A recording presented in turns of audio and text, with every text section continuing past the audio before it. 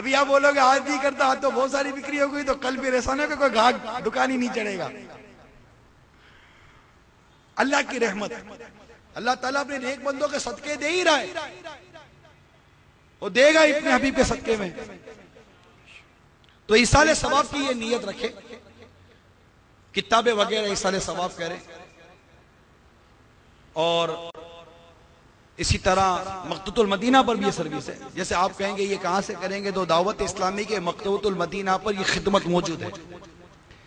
جیسے کہ آپ کو اپنے والد صاحب کے لیے ایصال ثواب، جیسے کہ ہمارے حافظ صاحب کے والد صاحب کا انتقال ہوا، تو اب انہوں نے نیت کی کہ جناب مجھے والد صاحب کے لیے ایصال کرنا ہے، تو میں آپ کو اس کے لیے امیر اہل سنت کی مثال دیتا ہوں۔ یہ دیکھیے، یہ مکتبۃ المدینہ کی چھپی ہوئی کتاب ہے رسائل عطاریہ، تو یہ امیر اہل سنت کی طرف سے ایصال ثواب ہے۔ یہ مکتبۃ المدینہ نے اس کے وہ پرچہ لگا دیا ہے کہ ام عطار اور ابو عطار حاجی عبد الرحمن امیر اہل سنت کے والد صاحب کا نام ہے، یعنی ایک اسلامی بھائی کی طرف سے تھا، ایک رکن شورا نے امیر اہل سنت کے والدین کی طرف سے یہ ایصال ثواب کیا تھا۔ تو ایصال ثواب کے لیے اپنے مرحوم عزیزوں کے نام ڈلوا کر فیضان سنت، نماز کے احکام اور دیگر چھوٹی بڑی کتابیں تقسیم کرنے ایک خواہشمند اسلامی بھائی مکتبۃ المدینہ سے رجوع کریں۔ تو میں نے آپ کو یہ امیر سنت کی ایک مثال دی۔ اسی طرح یہ ہے پردے کے بارے میں سوال جواب بھی امیر سنت کے والدین کے لیے ایصال ثواب ہوئی ہے۔ اس طرح ایک اور یہ ہے برائے ایصال ثواب،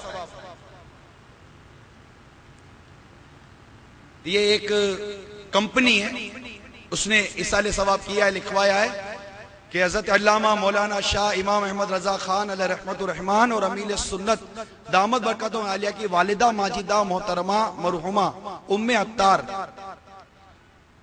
کے ایصال ثواب کے لیے یہ وی سی ڈی ایصال کی ہے۔ تو اس طرح اگر آپ بھی چاہیں تو ایصال ثواب کی ترکیب مکتبۃ المدینہ سے آپ کر سکتے ہیں، ابھی بھی کر سکتے ہیں، مکتبۃ المدینہ نیچے موجود ہے۔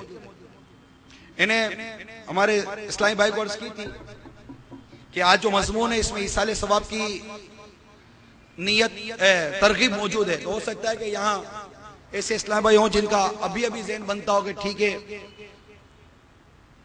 صبح اٹھیں کہ نہیں اٹھیں، تو کیوں نہ گھر جانے سے پہلے اپنے ماں باپ کے لیے ایصال ثواب کر دیں، اپنے مرحومین کے لیے ایصال ثواب کرتے۔ تو میں نے ان کو عرض کی تھی مکتبۃ المدینہ نیچے بستہ لگائیے گا اور کتابیں اور وی سی ڈی لے آئے گا۔ ہو سکتا ہے کہ کوئی ذہن بن جائے کہ میں اپنی والدہ کی طرف سے اتنا ایصال ثواب کرتا ہوں، تو والد صاحب کی طرف سے اتنا ایصال ثواب کرتا ہوں، تو انشاءاللہ آپ کریں گے تو یہ مکتبۃ المدینہ ترکیب بنا دیں گے۔ تو اگر نیت ہو تو کر لیجئے گا انشاءاللہ تعالی۔ کریں گے؟ کون کون نیت کرتا ہے؟ کوئی بھاری نیت ہے آپ؟ تو یہاں کرنے والے تو موجود ہیں، بڑی بڑی نیت کرنے والے موجود ہیں، میں جانتا ہوں آپ کو، آپ کے علاقے کا ہوں کہ یہاں ہیں ایسے کہ جو جیسے 27 رجب المرجب گئی تو بھائی 27,000 روپے کی کتابیں ایصال، 27,000 روپے کے یہ مطلب کہ وی سی ڈی ایصال، تو اس طرح ایصال ثواب چاہے تو آپ کر سکتے ہیں، ابھی بھی کوئی اعلان کرنا چاہے تو کر سکتا ہے۔ صلو علی الحبیب۔ یاد رکھیے داستان عجیب، شہزادے کا سر، 10 بیبیوں کی کہانی، جناب سیدہ کی کہانی وغیرہ من گھڑت قصے ہیں، انہیں ہرگز نہ پڑھا کریں۔ اسی طرح ایک پمفلیٹ با نام وصیت نامہ لوگ تقسیم کرتے ہیں جس میں کسی شیخ احمد کا خواب درج ہے، یہ بھی جعلی ہے۔ اس کے نیچے مخصوص تعداد میں چھپوا کر بانٹنے کی فضیلت اور نہ تقسیم کرنے کے نقصانات وغیرہ لکھے ہیں، ان کا بھی کوئی اعتبار نہیں ہے۔ یہ اس طرح کے میسج بھی چلتے رہتے ہیں اور اب ہم کو خامخواہ کا وہ پابند کرتا ہے، تو اس کو نہیں کرنا چاہیے ایسا۔ جتنوں کو بھی ایصال ثواب کریں، اللہ عز و جل کی رحمت سے امید ہے کہ سب کو پورا ملے گا، یہ نہیں کہ ثواب تقسیم ہو کر ٹکڑے ٹکڑے ملے۔ اور بھی ایصال ثواب کے یہاں مدنی پھول ہے۔ ایصال ثواب کرنے والے کے ثواب میں کوئی کمی واقعی نہیں ہوتی، بلکہ یہ امید ہے کہ اس نے جتنوں کو ایصال ثواب کیا ان سب کا مجموعہ کے برابر اس کو ثواب ملے گا۔ مثلاً کوئی نیک کام کیا جس پر اس کو 10 نیکیاں ملی، اب اس نے 10 مردوں کو ایصال ثواب کیا تو ہر ایک کو 10 نیکیاں پہنچیں گی، جبکہ ایصال ثواب کرنے والے کو 110۔ اور اگر 1000 کو ایصال ثواب کیا تو اس کو 10,010 نیکیاں ملیں گی۔ اللہ عز القیاس، ایصال ثواب صرف مسلمان کو کر سکتے ہیں، کافر یا مرتد کو ایصال ثواب کرنا، اس کو مرحوم کہنا کفر ہے۔ یہ جو میں نے کچھ بیان کیا یہ امیر اہل سنت کا رسالہ ہے، فاتحہ کا طریقہ۔ اکثر میں نے اس میں سے کئی باتیں پڑھ کر بیان کی ہیں۔ اس کتاب کے آخر میں ایصال ثواب کا مروجہ طریقہ بھی لکھا ہوا ہے، 4 کل وغیرہ پڑھتے ہیں نا، اور جو وہ اس میں لکھا ہوا ہے، کون کون سی آیاتیں پڑھنی ہیں وہ اس میں لکھا ہوا ہے، اور آپ کو مزہ آ جائے گا۔ اس کے صفحہ نمبر 20 پر اعلیٰ حضرت کا فاتحہ کا جو طریقہ تھا، جو اعلیٰ حضرت فاتحہ کرتے وقت پڑھتے تھے، یہ بھی اس میں لکھا ہوا ہے۔ پھر صفحہ نمبر 22 پر ایصال ثواب کے لیے دعا کا طریقہ لکھا ہوا ہے کہ عموماً ہم ایصال ثواب کرتے ہیں۔ اب یہ ایک ایسا امیر سنت نے ہمیں عطا کر دیا کہ اگر قرآن پاک درست پڑھ سکتا ہو، اس کے مخارج وغیرہ درست ہو، تو گھر میں ایصال ثواب کرے۔